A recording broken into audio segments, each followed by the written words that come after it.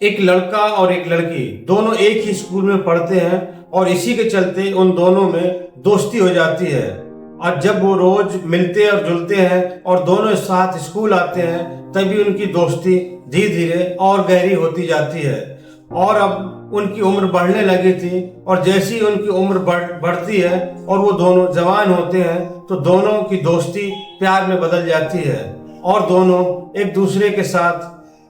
घूमने फिरने लगते हैं और धीरे धीरे इनका इश्क परवान चढ़ने लगता है और ये दोनों साथ ही जीने मरने का सपना भी देखने लगते हैं। लेकिन इनका सपना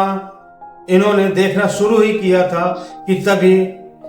उस लड़की की शादी हो जाती है। लड़की अपने ससुराल चली जाती है लेकिन लड़का अपनी पढ़ाई जारी रखता है और अब वो सरकारी नौकरी की तैयारी करने लगता है। साथ में ही वो इस समय लखनऊ से ITI भी कर रहा है। लेकिन लड़की की शादी होने के बावजूद भी इन दोनों का मिलना जुलना और बात करना बंद नहीं हुआ था। ये अक्सर दोनों घंटों फोन पर बातें किया करते थे और जब भी इन्हें मौका मिलता तो एक दूसरे से मुलाकात भी किया करते थे और इन दोनों के प्रेम प्रसंग के बारे में गांव के लोग भी बखूबी जानने लगे थे। 21 मार्च 2025 को लड़के के गांव में भंडारा होता है और लड़का भी भंडारे पर गया हुआ था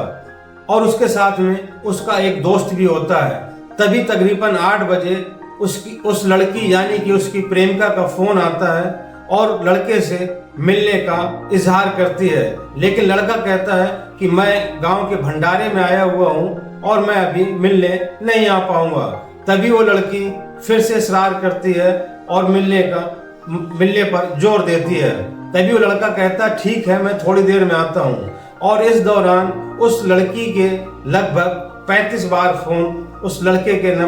फोन पर आ जाते हैं। लड़का भी मजबूर हो जाता है और कहता है ठीक है मैं मिलने आ रहा हूँ, कहाँ आना है। तभी वो लड़की कहती है कि गांव के बाहर पुलिया है तुम वहां पर आ जाओ, हम दोनों वहीं पर मिलेंगे। तभी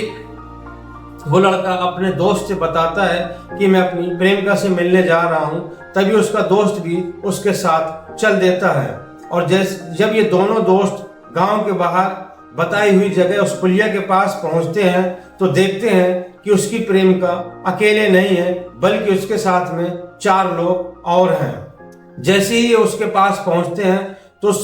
प्रेमिका के साथ आए हुए 4 लोग इनके ऊपर हमला बोल देते हैं और हमला इतना अचानक होता है कि ये संभल पाते कि इससे पहले उन लोगों ने इनके ऊपर ताबड़तोड़ हमला कर दिया था और देखते ही देखते इनको लहूलुहान कर दिया था और उस लड़के की हाथ की नसें काट दी जाती हैं और उसके साथ में जो उसका दोस्त था उसका भी गला रेत दिया जाता है। अब उस जगह पर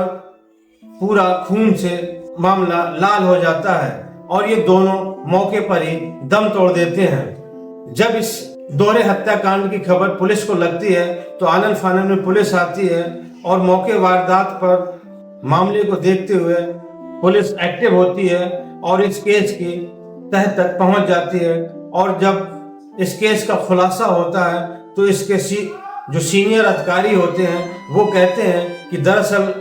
कातिल बड़ा शातिर था और जैसे अजय देवगन की एक फिल्म है दृश्यम, उसको देखते हुए इस कत्ल को किया गया है।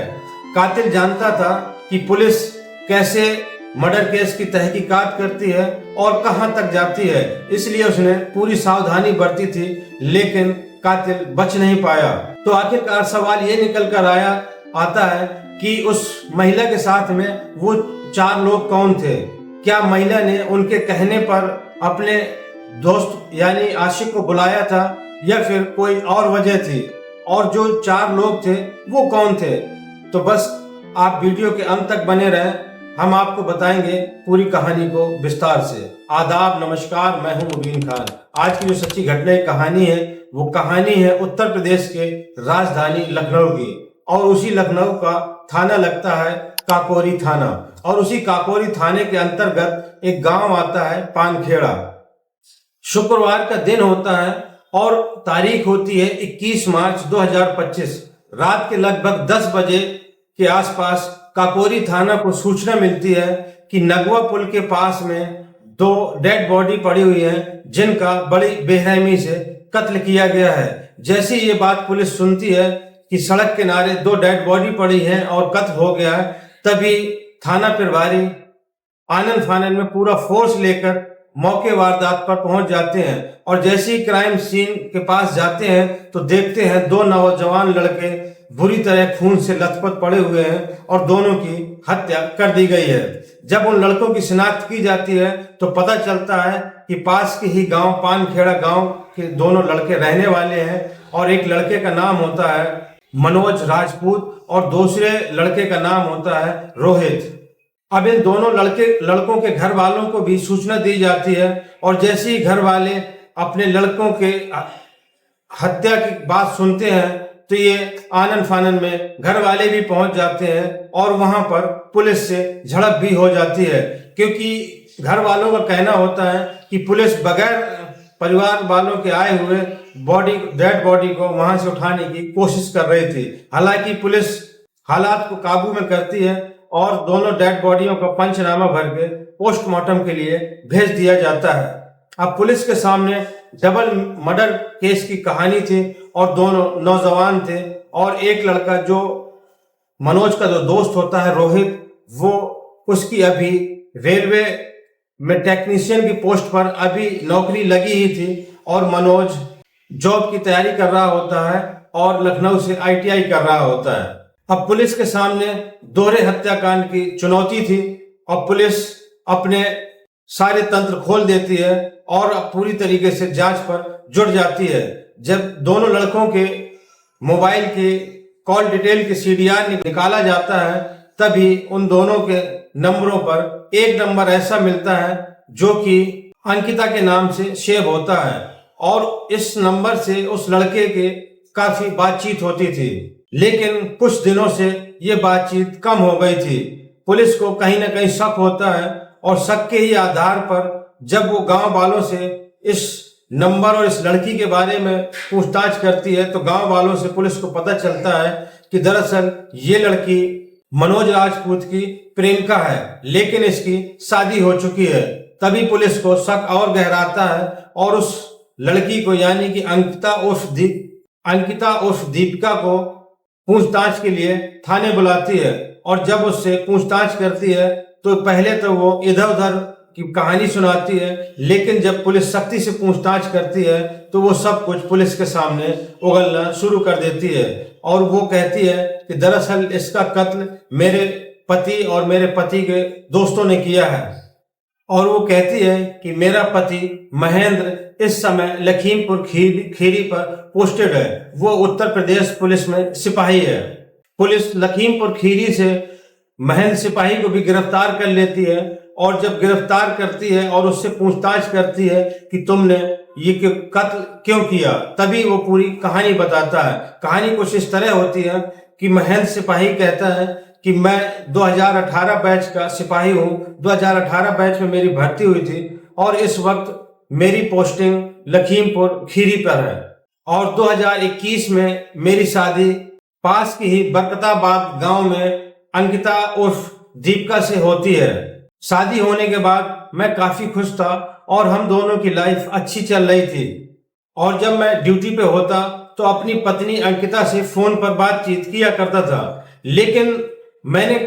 महसूस किया कि कुछ दिनों के बाद में अक्सर रात पर मेरी पत्नी का फोन बिजी रहता था। जब मैंने इसकी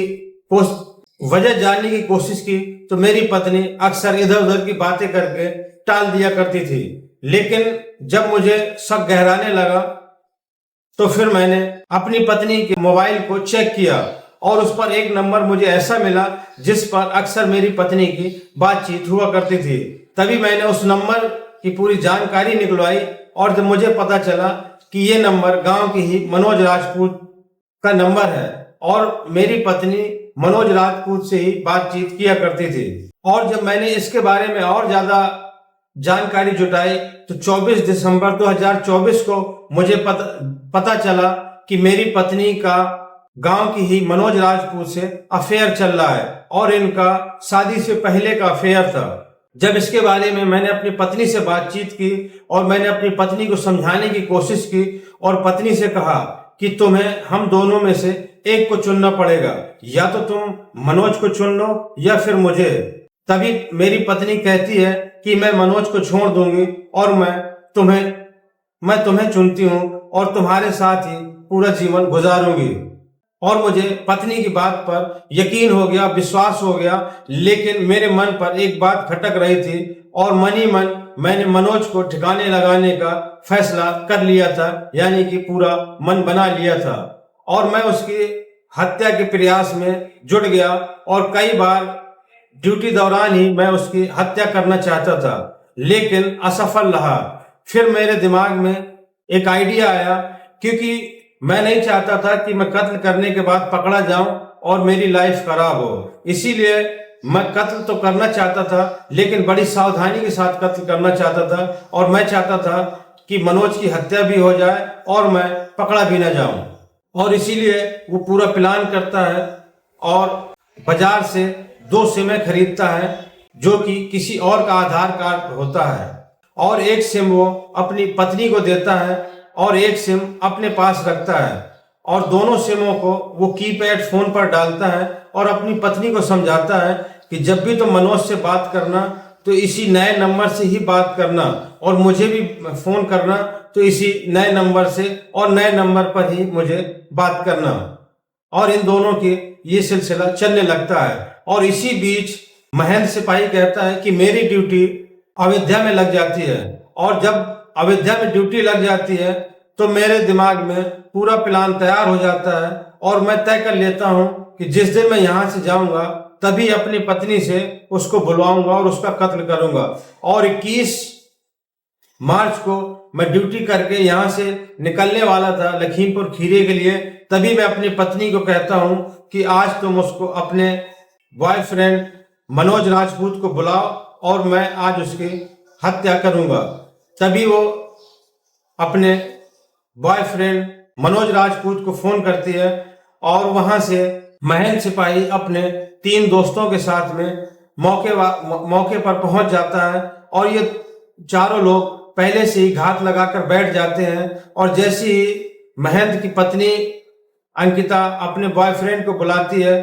और जब वो वहां पर पहुंचते हैं और महेंद्र जैसे ही मनोज को देखता है तो वो मनोज पर ताबड़तोड़ हंसिए से वार कर देता है और लगभग बताता है कि मैंने लगभग मनोज के ऊपर 20 बार हंसिए से वार किया और उसकी हाथ की नसें काट दी थी। और जब हम उसको मार रहे थे इसी दौरान उसके साथ में आया दोस्त रोहित उसको बीच बचाव कर रहा था और वो ये भी कहता है कि मैं दरअसल मारना सिर्फ मनोज को चाहता था, लेकिन रोहित साथ में आ गया था और रोहित मुझे बहुत अच्छे से पहचानता था क्योंकि रोहित मेरे साथ पढ़ा था, इसीलिए वो मुझे पहचानता था। मैं रोहित को मारना तो नहीं चाहता था, लेकिन अब उसने मुझे पहचान लिया था, इसलिए मुझे डर था कि ये लोगों से मेरे बारे में बता देगा, इसलिए फिर मैंने रोहित की भी हत्या कर दी और रोहित का भी गला काट दिया। और गला काटने के बाद में इन दोनों को वहीं पर छोड़कर मेरी पत्नी अंकिता घर चली गई और हम वहां से चले गए और मैंने जाकर लखीमपुर खीरी में अपनी ड्यूटी ज्वाइन कर ली। और मुझे लगा कि पुलिस इस केस को ब्लाइंड केस समझकर भूल जाएगी, लेकिन कहते हैं ना कि अपराधी कितना ही शातिर क्यों ना हो, लेकिन कोई ना कोई सुराग जरूर छोड़ देते हैं। और उसी सुराग के चलते जब उसकी पत्नी का फोन चेक किया गया तो असल में उसकी पत्नी ने गलती ये की थी कि जब उसके पति ने जो नई सिम दी थी उससे तो बात करती थी, लेकिन कभी कभार उसने अपने पर्सनल नंबर से भी मनोज को उसने फोन कर दिया था और उसी वजह से वो कॉल डिटेल में उसका नंबर आ गया और मनोज ने भी उसका पर्सनल नंबर उसके नाम से ही सेव कर रखा था। और इसी तरह इस डबल मर्डर केस तक पुलिस पहुंच गई और इस डबल मर्डर केस की गुत्थी को पुलिस ने सुलझा दिया। वहीं पर पुलिस महेंद्र सिपाही और उसकी पत्नी अंकिता उर्फ दीपिका को हिरासत में लिया और उसके 2 दोस्तों को भी हिरासत में लिया। इन 4 लोगों को पुलिस ने जेल भेज दिया है और वहीं पर अभी एक आरोपी फरार बताया जा रहा है। तो दोस्तों, ये थी आज की सच्ची घटना की कहानी। ये घटनाक्रम सुनाने का मकसद किसी को आहत करना या किसी को परेशान करना नहीं, बल्कि आप लोगों तक सच पहुंचाना और आप लोगों को जागरूक करना है। तो दोस्तों, अगर ये वीडियो आपको अच्छा लगा हो तो ज्यादा से ज्यादा लाइक करें, कमेंट करें, और अगर मेरे चैनल पर नए हो तो चैनल को ज्यादा से ज्यादा सब्सक्राइब करें, और अगर फेसबुक पर देख रहे हो तो पेज को फॉलो करें। और दोस्तों, ज्यादा से ज्यादा लाइक के साथ में कमेंट जरूर करें, और कमेंट करके अपनी राय दें और अपना सुझाव भी दें, और ये भी बताएं कि आप ये मेरा वीडियो कहां से देख रहे हैं। आपका एक लाइक और कमेंट्स हमारे लिए अनमोल होता है और हमें मोटिवेट करता है। तो दोस्तों, मिलते हैं अगले वीडियो में नई कहानी के साथ। जय हिंद।